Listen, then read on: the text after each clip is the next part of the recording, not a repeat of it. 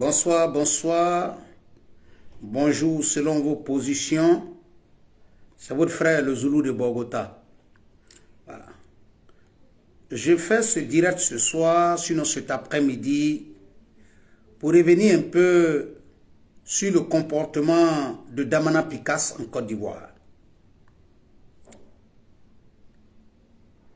Je me prononce avec beaucoup de douleur en voyant aujourd'hui ce dont quoi Damana Picasse peut se permettre en Côte d'Ivoire. Salut à toi ma très chère sœur Diomandé Fatou depuis ta position. J'ai mal et j'ai très mal. En écoutant les propos de Damana Picasse, en écoutant les propos de certaines personnes aujourd'hui en Côte d'Ivoire, j'ai mal. Hier, quand Gbagbo était au pouvoir, Gbagbo n'est jamais descendu lui-même personnellement pour aller récupérer quelqu'un dans sa cour. Mais ceux qui étaient derrière les Laurent Gbagbo, c'est eux qui rentraient dans la cour des gens et délogeaient les gens de leur maison. Laurent Gbagbo n'est pas allé prendre Camara H chez lui. Laurent Gbagbo n'est jamais sorti devant une marche pour empêcher les gens de marcher. Mais ces gens sortaient. Je me pose la question souvent de savoir. Myriam Souloué, salut à toi. Je me pose la question de savoir souvent, est-ce que dans la réalité, là, il y a certaines personnes aujourd'hui qui sont autour du président Ouattara. Est-ce que vraiment ils ont l'amour du président Ouattara? Est-ce qu'ils savent réellement ce que le président Ouattara a vécu dans le pays? Même hier, quand le président Ouattara est rentré en Côte d'Ivoire, je ne dis même pas le militant du RHDP. Si le président Ouattara avait fait des critiques sur Laurent Gbagbo alors qu'il était en Côte d'Ivoire, 2 heures de temps après, tu allais trouver les militants du FPI devant sa maison. Tu allais trouver les militants du FPI devant sa maison. Aujourd'hui, là, Damana Picasse s'arrête en Côte d'Ivoire et puis vient accuser le président Ouattara d'être un assassin. Comme si l'histoire, là, on ne la connaît pas. Comme si l'histoire, là, on ne la connaît pas. Ça dit que nous sommes vivants. Et puis vous laissez que Damana Picasse falsifie l'histoire récente de la Côte d'Ivoire. Nous sommes vivants, nous ne sommes pas encore morts. Et puis vous allez laisser Damana Picasse transformer l'histoire. Ren Yao, salut à toi. Ouattara Kassoum Koulibaly. Ouattara Kassoum, Ouattara, salut à toi.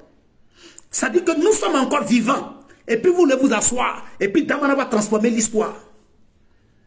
Mais c'est normal aujourd'hui, là. Ce que Damana est en train de faire là, c'est tout à fait normal. Ce que Damana est en train de faire aujourd'hui en Côte d'Ivoire, c'est normal. Parce que quand Damana retourne en Côte d'Ivoire, quand il commence à faire sortir ses sorties hasardeuses, s'il avait déjà au premier coup reçu une bonne correction, je crois que le niveau auquel nous sommes arrivés aujourd'hui, là, on ne serait pas arrivé là. Ça dit que toi, le cadre du RHDP, toi, tu es assis. Et puis Damana vient dire au président Ouattara qui voulait assassiner Laurent Gbagbo. Mais je me pose même la question de savoir, certains cadres, ça dit tellement ils sont méchants. Leur méchanceté, là, ça a dépassé le niveau des militants du RHDP. Mais ça arrivait même sur le président Ouattara. Parce que quand vous êtes des responsables de parti, quand vous êtes des cadres du RHDP, et puis un gars comme Damana Picasse sort de cette manière pour parler au président Ouattara, Damana Picasse n'a pas peur. C'est ce qu'il vous dit. Damana Picasse veut nous dire qu'on ne peut rien lui faire dans ce pays. Le président Ouattara est rentré hier en Côte d'Ivoire quand Laurent Gbagbo était au pouvoir. Mais cela n'a pas permis, cela n'a pas laissé le militant du RDR dire ce qu'il voulait dire au président, à Laurent Gbagbo hier. Mais aujourd'hui, là, Damana est en train de faire pire que ce que le militant du RDR a fait hier. Damana Picasse, depuis plus de 1 an, Damana Picasse devait être déjà en prison.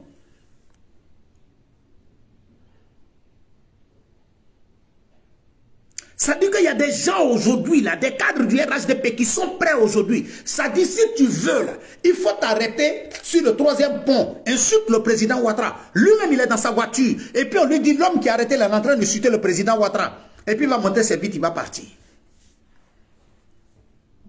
Il va monter ses vite, il va continuer son chemin.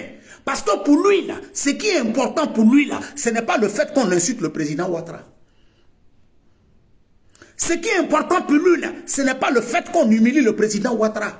Mais je vous le dis haut et fort, préparez-vous. Les Ivoiriens vont s'asseoir un jour pour regretter le président Ouattara.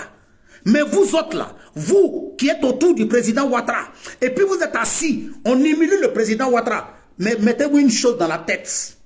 L'humiliation que vous-même vous allez subir demain là, wallahi billahi tallahi, je vous le jure, au nom de tout ce que je cherche, ça sera plus grave que pour le président Ouattara. Asseyez-vous, vous allez regarder.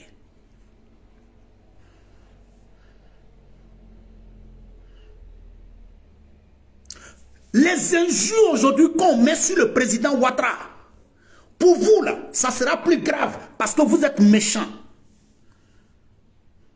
Il y a d'autres aujourd'hui qui n'ont jamais travaillé dans leur vie. Mais vous êtes quelque chose dans le pays là, parce qu'il y a quelqu'un qu'on appelle le président Ouattara. Moi aujourd'hui là, je ne suis pas cadre du RHDP. Mais je dois tout au président Ouattara. Parce que si moi, Zoulou de Bogota, je peux taper ma poitrine aujourd'hui. Si moi aujourd'hui, je peux m'asseoir et puis critiquer là, c'est parce que hier, dans ce pays-là, Dieu nous a donné quelqu'un du nom du président Ouattara.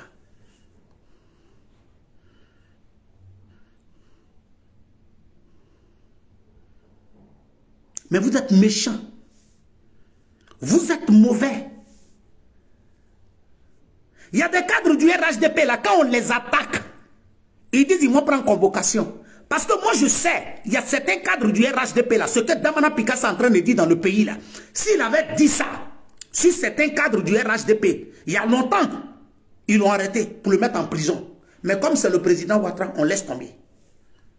Il y a des cadres du RHDP, même si tu as rempli la main de Damana Picasse de diamants, il ne va pas les insulter. Parce qu'il sait que le lendemain, là, c'est la prison. Mais quand c'est le président Ouattara, on insulte là, vous vous asseyez. Vous ne dites rien. En fin de compte, même nous là, on est bloqués. En fin de compte, nous, on ne peut pas parler.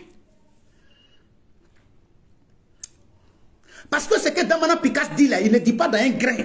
Ce que Damana Picasse dit là, il prend le micro et puis il dit. Et puis ça ne va pas quelque part. Kone Katina s'assoit en Côte d'Ivoire pour dire que le président Ouattara c'est un voleur. Toi, le cadre du RHDP qui est à côté du président Ouattara là, toi, tu pouvais rester de ton vivant hier pendant que Gbagbo était au pouvoir pour dire que Gbagbo c'est un voleur. Tu pouvais le faire.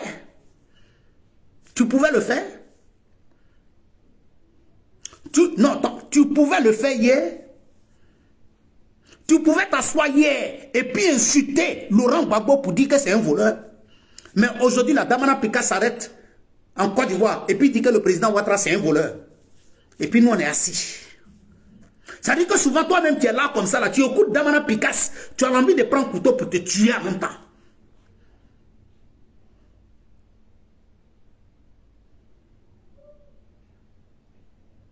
Ça dit que tu écoutes Damana Picasse, souvent toi-même tu es là comme ça, là, tu veux prendre un couteau, tu vas te poignarder. Tellement ça fait mal. Tellement ça fait mal.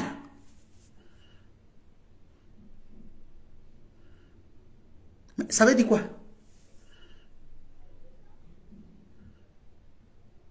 Tout le monde va parler. Mais ils sont assis. Madès la joie, salut à toi, mon fils. J'ai mal. Mais je ne peux pas comprendre. Je ne peux pas comprendre. Il y a des cadres du RHDP, parce que même des gens ont dit quelque chose de déplacé sur les réseaux sociaux. Ils les ont convoqués. Et puis Damana Picasse s'arrête en Côte d'Ivoire. Damana Pika s'arrête en Côte d'Ivoire en 2022 pour insulter le président Ouattara. Les Koné Katina s'arrêtent en Côte d'Ivoire pour insulter le président Ouattara. Nous, on n'a même pas insulté Gbagbo hier. On risquait notre vie. On ne l'a pas insulté. Le critiquer seulement. On ne l'a même pas insulté pour dire que nous, là, notre choix, là, la personne que nous, on va voter, là, c'est Ouattara. Ça, c'était déjà problème. Ça dit que tu n'as même pas critiqué, mais tu as dit seulement que c'est Ouattara tu aimes, là. C'était problème déjà. Tu avais signé un accord avec la mort. Porter tricot du président Ouattara seulement en Côte d'Ivoire, c'était un crime contre l'humanité.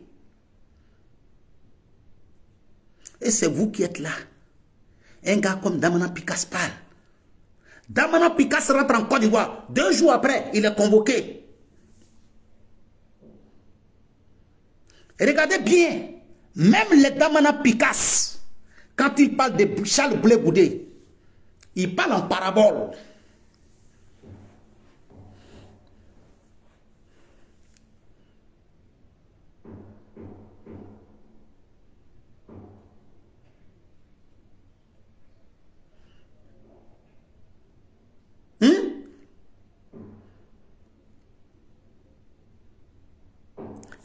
Ces genre de choses, il parle en parabole de Charles Blé Goudé, mais il ne peut pas sortir le nom de Charles Blé Goudé dans sa bouche, parce qu'ils savent ce qu'il y a derrière.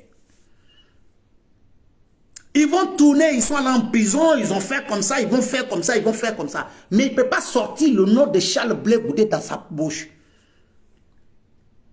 Ils ont peur de Charles Blé Goudé.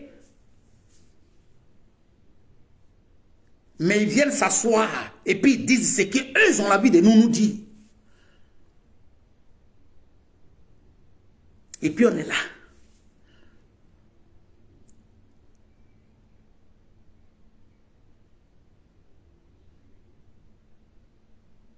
Mais est-ce que ça là même là, qui peut admettre ça? Qui peut admettre ça? Damana Pikas, matin, midi et soir, il sort. Matin, midi et soir, il sort. Et puis il dit, rien ne se passe. Mais à un certain moment, sortez, vous allez nous dire la vérité. Mais ce que vous devez comprendre là, nous là, on est encore prêts pour mourir pour le président Ouattara. Nous là, on est encore prêts pour mourir encore pour le président Ouattara.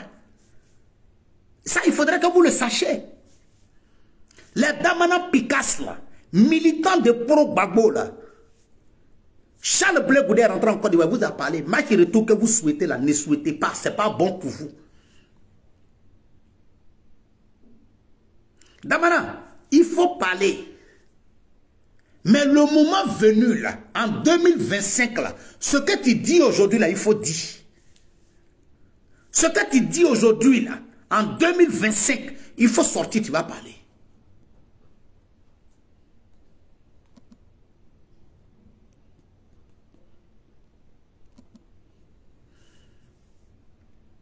Nous, on n'est pas pressés, hein? Mais on est assis et puis on vous attend. Vous pensez que nous, là, on est fatigué de gouverner encore. On n'est pas encore fatigué. Hein? Mais bien au contraire, ça n'a pas encore commencé. Ça n'a pas encore commencé. Hein? Mais nous, on est là, on vous regarde. Aujourd'hui, là, même quand j'ai dit que les cadres ne vous répondent pas, là. Mais certains même sont en train d'apprendre du président Ouattara. On ne répond pas actuellement, on vous regarde. Mais le moment venu, priez Dieu, il ne faut pas le moment là va arriver. Parce que quand le moment là va arriver, cette fois-ci, la personne ne va sortir du pays. Damana Pikas. Cette fois-ci là, quand l'heure va sonner, personne ne va sortir du pays. Chacun va rendre compte. On vous le dit haut et fort. Pouvoir là, vous n'allez pas revenir. Laurent Gbagbo ne va plus gouverner la Côte d'Ivoire. Mettez-vous ça dans la tête. Laurent Gbagbo. On n'a pas parlé d'autres personnes. Hein. On n'a pas parlé, peut-être qu'il aura d'autres Laurent Gbagbo en Côte d'Ivoire. Je ne parle pas de ça. Il y aura des gens qui s'appellent peut-être Laurent Gbagbo en Côte d'Ivoire. On a compris. Mais Laurent Gbagbo que nous on connaît là, Laurent Gbagbo qui a déjà dirigé la Côte d'Ivoire là, c'est pas ce Laurent Gbagbo là qui va s'asseoir encore sur la Côte d'Ivoire. Mettez-vous ça dans votre tête. Peut-être qu'il aura d'autres Laurent Gbagbo. Je vous le dis. Mais Laurent Gbagbo, qui a déjà gouverné la Côte d'Ivoire, le boulanger, lui là, il ne va pas gouverner la Côte d'Ivoire encore.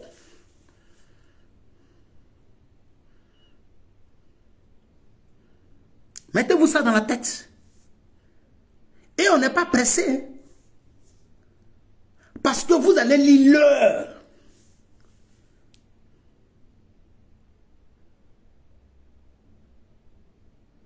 Parce que vous allez lire l'heure. Je le dis haut et fort. Dieu merci de nous avoir donné un leader, un papa comme Ado. Mais le feu avec lequel vous êtes en train de jouer là, méfiez-vous. Damana, jusqu'à preuve du contraire, on est calme parce qu'on écoute le vieux. Mais prépare-toi. Mais le jour, le côté du Prado va quitter dedans là, Damana, tu n'iras pas à la Maca. C'est ce jour-là que tu vas comprendre. Il faut continuer, on n'est pas pressé. Mais la réponse là, ça sera fatal et inoubliable. Wallahi billahi tallahi. On te le dit. Tamana, notre réponse sera inoubliable. Il faut te mettre ça dans ta tête. Toi, tu vas venir t'asseoir pour dire que Laurent Gbagbo a failli être assassiné. S'il y a un vrai assassin, s'il y a un vrai criminel, s'il y a quelqu'un, mais c'est tout à fait normal. Quand on dit que l'éducation que Laurent Gbagbo avait donnée à ces militants-là, la première éducation, c'est la maléducation. Et c'est ce que Laurent Gbagbo est en train de payer aujourd'hui. Regarde la différence entre vous et nous. Nous, on est encore dans les critiques politiques. On n'est pas dans les injures. Parce que ce n'est pas ce qui nous a été enseigné comme éducation.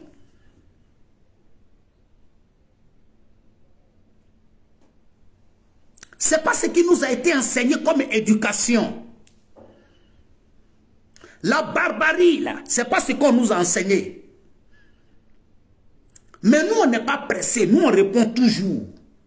Mais quand on répond, ça reste dans l'histoire.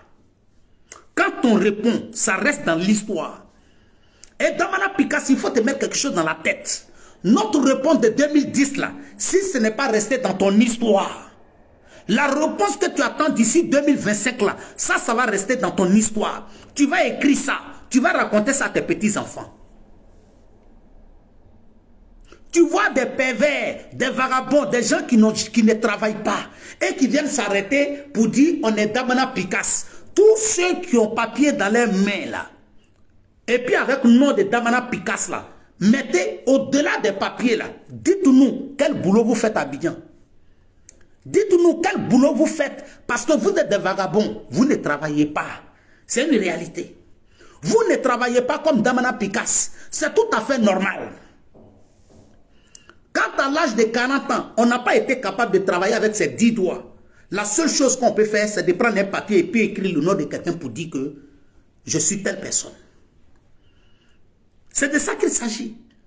Lui-même, Damana Picasso, depuis qu'il est retourné de son exil, jusqu'à preuve du contraire, Damana Picasso n'a jamais fait un poste un jour pour dire que quand Laurent Gbagbo était au pouvoir, j'étais fonctionnaire dans tel coin. J'ai demandé à l'État de Côte d'Ivoire de me rétablir dans mes fonctions. Parce qu'il n'a jamais travaillé dans sa vie.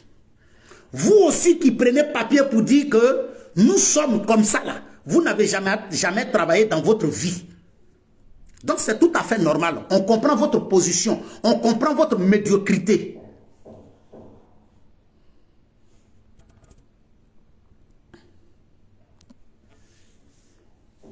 Mais on n'est pas pressé derrière vous.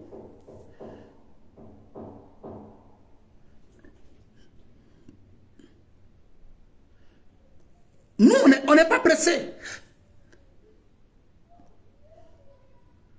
Mais le match retour que vous souhaitez, Le jour, ça va faire paix.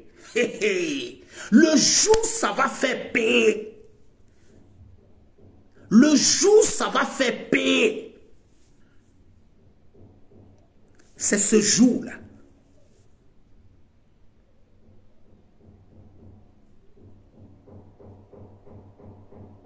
C'est ce jour-là, vous allez comprendre.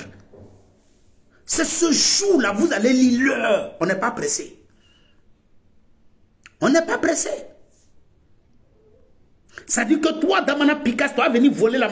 Ça dit que tu vas venir trahir les gens pour dire que Laurent Gbagbo va venir gouverner la Côte d'Ivoire. Même Damana Picasso. Même Laurent Gbagbo lui-même, il sait qu'il ne peut plus gouverner cette Côte d'Ivoire. Laurent Gbagbo le sait. Laurent Gbagbo le sait. Même Henri Konan Bédié qui parle, je le dis haut et fort. Quand j'ai écouté le discours d'Henri Konan Bédié à la remise du prix Feu Félix Houphouët-Boigny à Yamoussoukro, il y a quelques semaines de cela, la seule chose que j'ai eue, c'est de la peine que j'ai eue pour Henri Konan Bédié. J'ai eu de la peine pour lui. J'ai eu de la peine pour lui. Parce que dans la réalité, la seule chose que moi, je souhaiterais faire voir Henri Konan Bédié, c'est quand Laurent Gbagbo était à la CPI. Et puis lui, Henri Konan Bédié, pendant qu'il était allié encore avec le président Ouattara, il a dit que là où Laurent Gbagbo se trouve là, c'est sa place qui est là-bas. Il a dit que là où Laurent Gbagbo se trouve à la CPI là, c'est sa place qui est là-bas. Et puis il a dit qu'il est mieux là-bas. J'aurais souhaité poser la question à Henri Konan Bédié en lui posant la question de savoir est-ce qu'il se rappelle de certaines phrases qu'il a dit il y a quelques années en arrière. J'aurais pu lui poser la question de savoir quand Laurent Gbagbo était à la CPI, est-ce qu'il se rappelle d'avoir dit que Laurent Gbagbo à la CPI là, c'est sa place qui est là-bas, s'il se rappelle de ça. J'allais lui poser la question. Mais hélas, ça ne sert pas peut-être. Parce que si moi, Zoulou de Bogota, qui peut même être son petit-fils, si c'est moi qui dois venir lui rappeler ce qu'il aurait dit, si c'est moi qui dois venir lui dire, si c'est moi qui dois venir lui rappeler qu'il a été président de la République de Côte d'Ivoire, je crois que c'est grave.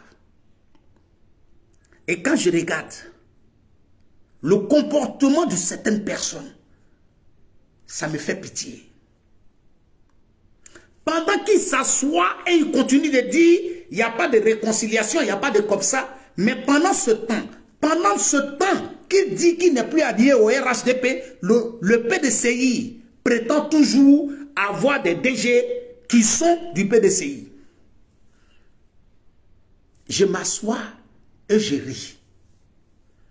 Quand je m'assois et puis je regarde, aujourd'hui que Gbagbo est en Côte d'Ivoire, et que la première question d'abord que ces personnes-là devaient se poser, c'est de savoir qu'est-ce qui n'a pas marché pour que Laurent Gbagbo soit capable de faire juste les 1/4 de ce que le président Ouattara a fait. On n'a même pas demandé les 2/3. Les 1/3, c'est-à-dire les 1/4, pardonnez. Si Laurent Gbagbo avait fait juste les 1/4 de ce que le président Ouattara a fait, la Côte d'Ivoire ne serait pas tombée si bas. La personne qui a donné de la dignité à l'Ivoirien, la personne qui a donné de la dignité au drapeau orange, blanc, vert, la personne qui a donné de la dignité à notre emblème, c'est le président Ouattara.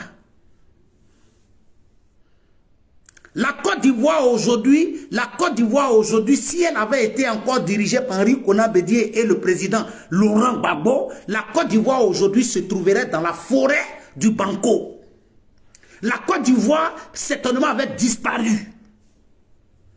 La Côte d'Ivoire avait disparu. Si et seulement si le président Henri Konan Bédié et le président Laurent Gbagbo avaient continué de diriger la destinée de notre pays, la Côte d'Ivoire allait disparaître. Aucun Ivoirien ne serait capable de dire qu'il est fier d'être Ivoirien. Peut-être même qu'on serait en train de dire je suis citoyen d'un pays qu'on appelait la Côte d'Ivoire. Tellement ces personnes-là avaient envoyé la Côte d'Ivoire dans le chaos. Tellement ces personnes-là vont envoyer la Côte d'Ivoire dans la poubelle. Tellement avec ces personnes, la Côte d'Ivoire avait perdu sa dignité. Tellement avec ces personnes, les Ivoiriens ne pouvaient pas avoir le courage de dire qu'ils sont Ivoiriens.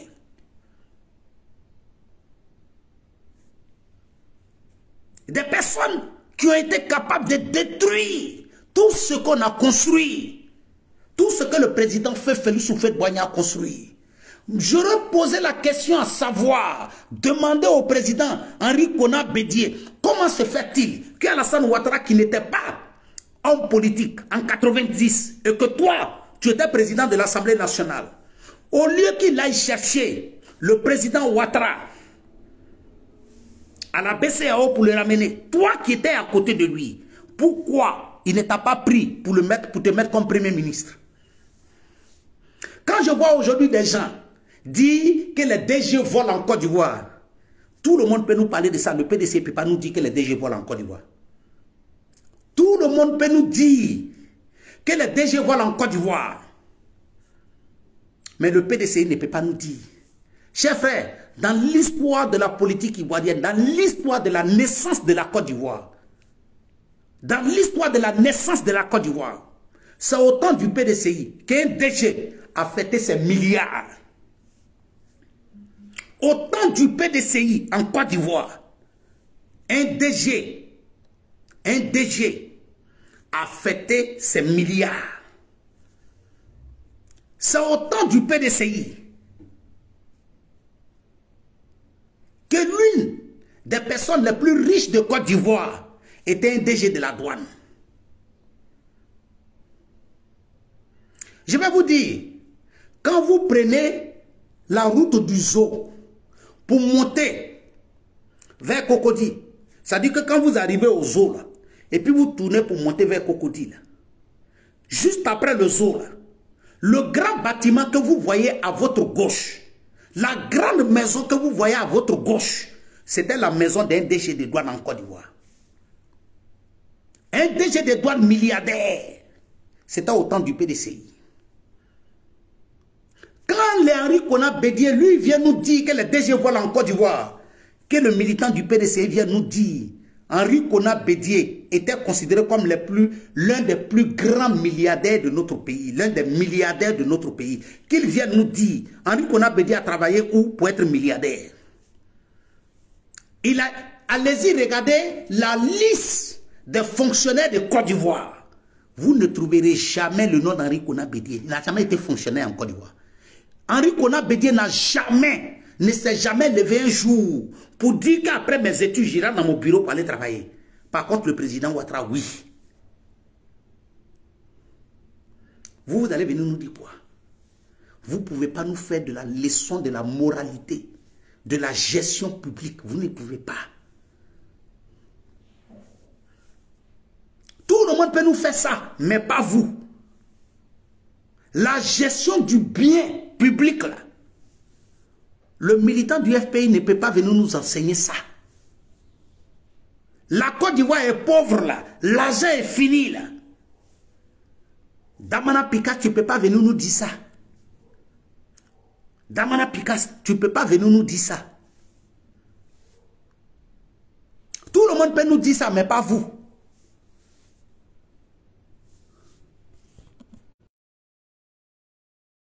Pour nous dire que vous, là, vous allez nous faire les leçons de morale. Depuis quand? Depuis quand? Calmez-vous. Vous êtes trop petit dans ça.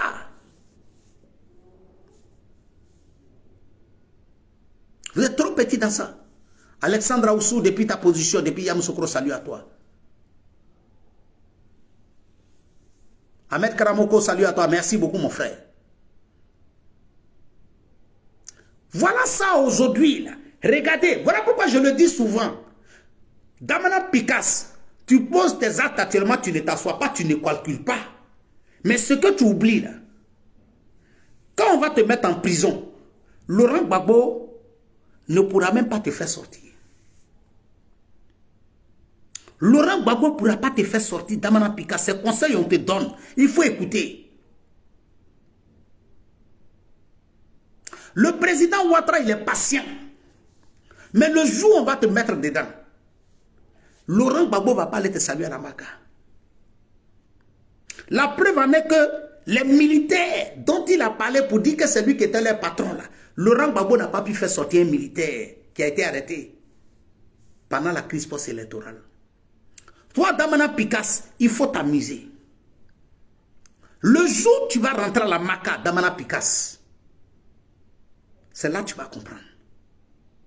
On te regarde, mais continue. On te donne conseil, tu n'écoutes pas. Mais le Zoulou de Bogota te parle. Moi, je te parle. Il faut faire attention. Parce qu'un jour, là, un jour, tu vas lire à Damana Picasse. Je le dis une fois, il faudrait que ça rentre dans la tête du militant du PDCI et puis du FPI. Henri Konan Bédié ne va plus jamais gouverner ce pays-là. Laurent Gbagbo ne va plus jamais gouverner ce pays. Et quand je vous regarde, et puis vous venez vous asseoir pour dire que vous allez faire de la leçon de la gestion du bien public à Dama.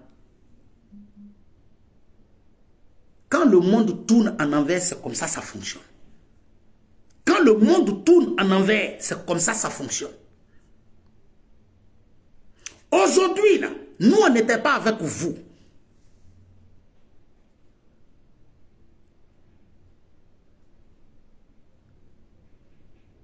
Hein? Adama Bamba, je n'ai pas voulu dire leur nom. Mais le militant du PDCI le sait.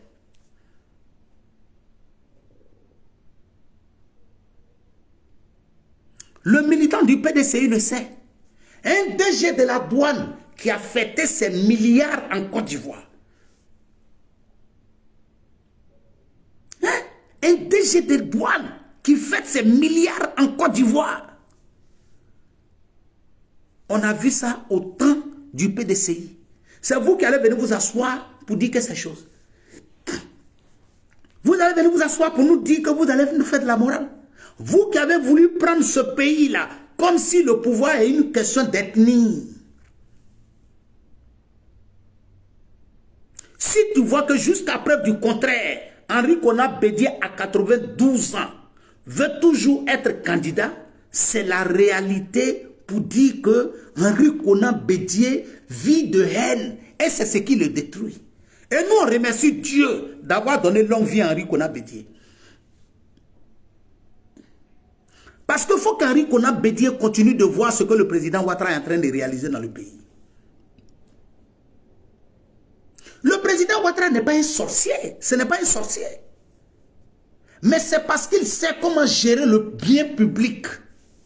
Mais les vrais sorciers là, c'était vous. Parce que vous n'avez même pas été capable. Toi, Henri Konan Bédié, tu as fêté tes 100 milliards. Tu n'as même pas pu construire goudron à ton nom.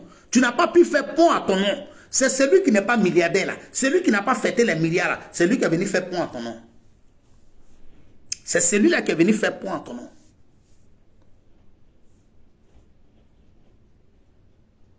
Trop, c'est trop.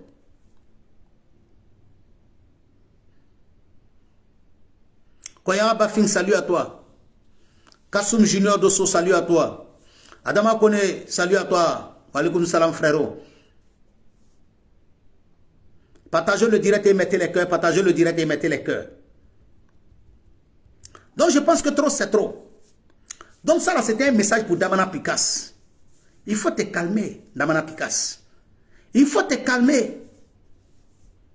Mais ne te presse pas. Micro là. On va te donner micro là. Pour te dire il faut parler, Damana Picasse, tu vas refuser de parler. C'est moi qui te dis ça. Ne te presse pas. Damana Picasse, un jour, on va te donner le micro. Et puis on va te dire, Damana, il faut parler. Et puis toi, maintenant, tu vas dire, non, tu ne parles pas. Mais nous, on n'est pas pressés. Mais le moment là, ça arrive, il ne faut pas te presser. Toi, tu es pressé, nous, on n'est pas pressés. Damana Picasse, un jour, on va prendre le micro pour te donner. Pour dire, Damana, il faut parler. Et puis toi, Damana, tu vas dire, non, tu ne parles pas. Adjano, salam alaikum à toi, ma très chère petite soeur, depuis ta position. Mais ce moment-là arrive, mais nous, on n'est pas pressés. Donc, chers frères et sœurs, c'était votre frère le Zoulou de Bogota. Je vous remercie depuis votre position. Restez serein. comme je vous ai dit, aujourd'hui là, je prends mon petit repos sur cette histoire de la ARTCI. Mais je ne suis pas pressé. Ceux qui disent qu'ils ont les preuves, continuez. Mais moi-même, Zoulou de Bogota, j'ai les preuves et puis je suis assis dessus. Moi-même, Zoulou de Bogota, j'ai les preuves et puis je suis assis dessus. Moi-même, Zoulou de Bogota, j'ai les preuves de ceux qui travaillent là-bas. Sinon, ceux qui ont travaillé là-bas, qui ont pris leurs enfants pour les déposer, pour les mettre à des hauts postes de responsabilité. Ceux qui ont pris leurs neveux, sinon leurs nièces, pour les déposer, je les sais. Ceux qui ont pris l'argent de la ARTCI pour aller construire des immeubles dans les Benjerville, dans les Grands Bassam, moi j'ai tout ça et puis je suis assis dessus, mais je ne suis pas pressé. Chacun dit là les preuves, mais les Ivoiriens attendent les preuves de tout un chacun. Mais moi-même je suis assis. Ceux qui ont les enfants, ceux qui sont les hauts cadres de la ARTCI, qui ont pris leurs enfants, leurs neveux, leurs petits frères pour les déposer là-bas, comme si c'est devenu une société de famille, je vous regarde. Mais je ne suis pas pressé. Mais on va régler. On va régler. Quand vous avez appelé votre gars, le Camerounais Saïd Panda, de se calmer, moi aussi je suis calme, mais j'attends. Mais le jour où il va sortir, on va lui demander de faire sortir tout. De toutes les façons, qu'il se mette une chose dans la tête. L'État de Côte d'Ivoire est informé de l'histoire. Le ministère de la bonne gouvernance est informé de l'histoire. Donc, ils vont mener les enquêtes qu'il faut. Ils vont mener les enquêtes qu'il faut. Voilà des gens qui sont cachés dans l'ombre pour dire que les gens prennent les petits frères, les sœurs pour les déposer là. Alors que dans la réalité, c'est eux qui ont rempli cette société de neveux, de frères, de nièces, de cousins, de cousines, de tontons, de tatas. Et puis nous on est là, on les regarde. Mais vous allez lire l'heure à un Zoulou de Bogota. Ouais. Donc chers frères et sœurs, je vous remercie. C'était votre frère le Zoulou de Bogota depuis sa position. Merci beaucoup et bonne journée à vous. Que Dieu bénisse vous et que Dieu vous protège.